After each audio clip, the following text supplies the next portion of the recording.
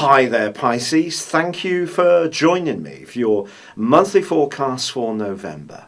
As you make your way into this new month, broadening your horizons is really going to capture your imagination. Now, you can do this through thinking of travel destinations or actually being on the move, but equally it can be from your interests.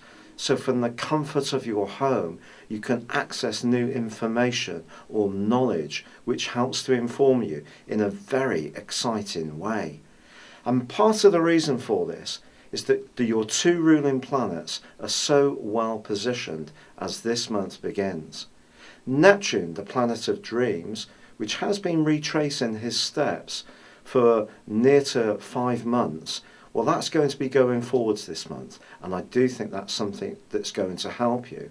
But that forged a lovely link with the new moon in your sister water sign of Scorpio as October came to a close. The backdrop energy from that is going to be permeating throughout this month, and it's really asking you to embrace the whole concept of variety being the spice of life. So if you do feel a little bit stuck, be it in your career, your everyday life patterns, your interests, or even the type of places that you visit on a regular basis, any kind of change really can refresh you in a notable way. As this month begins, however, there's really a great chance to improve your financial situation, but it could come through a contact you have who's quite influential. This person may really have your best interests at heart, but they may not have told you what they've been up to. But in the first week of this month, they can spring a lovely surprise on you. And it could be a sheer form of nepotism, where they're putting your name forwards for a role which can absolutely delight you. Or perhaps it's just someone you've worked with in the past who's going to recommend you because they had a very satisfactory experience with you the first time round. Now, Neptune had been making a really difficult link with Saturn, and this lasted from mid-May to mid-October. I'm sorry if I'm repeating myself, but it was that important. And perhaps around your work or worldly interactions and involvements and responsibilities, it may have felt at times that the obligations you had were rather crushing your inspiration. But you know, there's a fantastic opportunity this month with your other ruling planet, Jupiter, forging a great angle to Saturn right throughout November.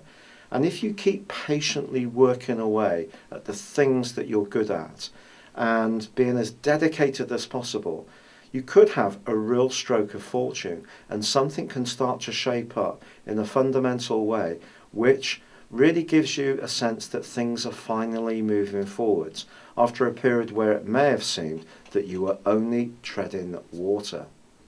Now, there is a quarter moon which occurs on the 7th, and it is in a very psychological part of your scope. If someone does get under your skin in the following week, there is the potential for you to really let this get into you. Try to prevent this.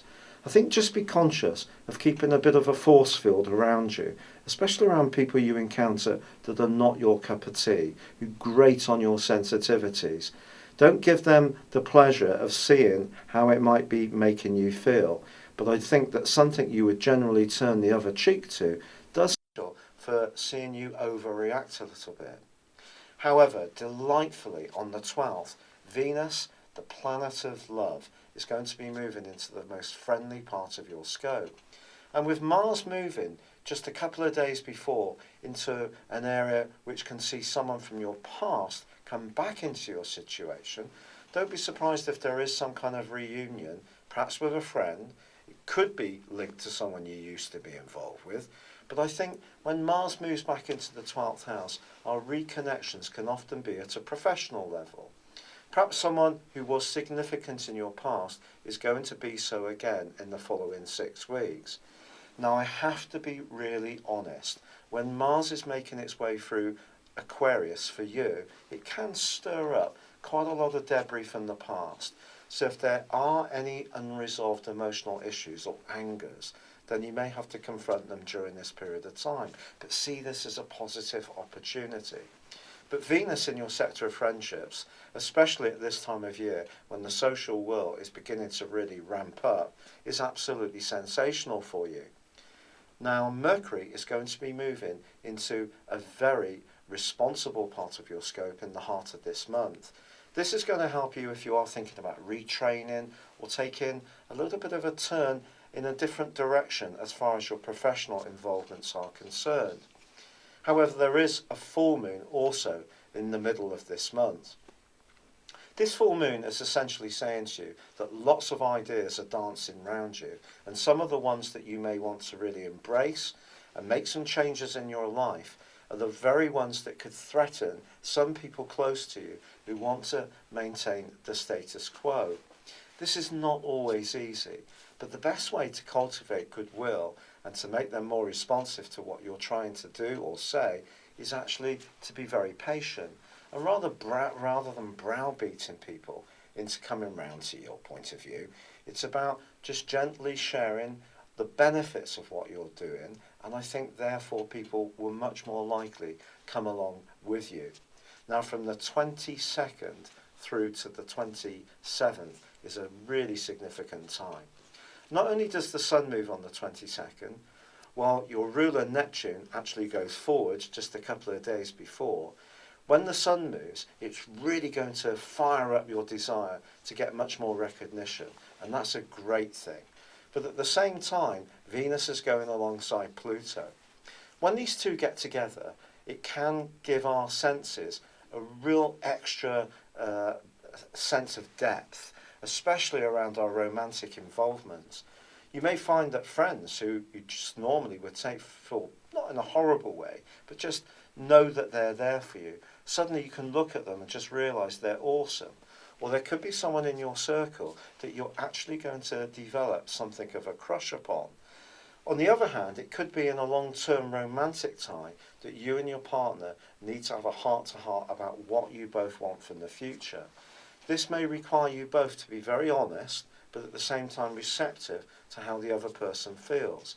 When Pluto's in the mix, a little bit of power and sometimes persuasion of the more manipulative variety can be to the fore. So just stay conscious of what you need, what someone else needs, and try to come to a position that's cooperative between you both. That will work really well for you.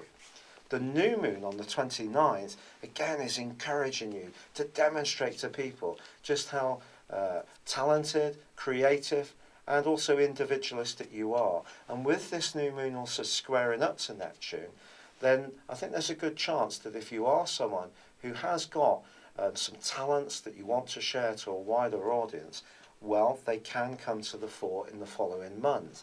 But you equally need to be realistic. If you go and see a bank manager and you're wanting funding for an unusual idea that doesn't have much practical research, it's not going to garner you much credibility and respect. So you still need to live in the real world, and the real world's still going to have its quite earthly expectations. And Neptune can just distort that a little bit, so just be conscious of that as the month comes to a close, because you may have to deal with someone who wants to do it the more time-honoured way, even if you're wanting to break through and develop something that's much more exciting and much more varied. But this is a month when your desire to open up your world, make it much more interesting, is certainly very much to the fore. It's been a real pleasure being with you, Pisces. Good luck and goodbye for now.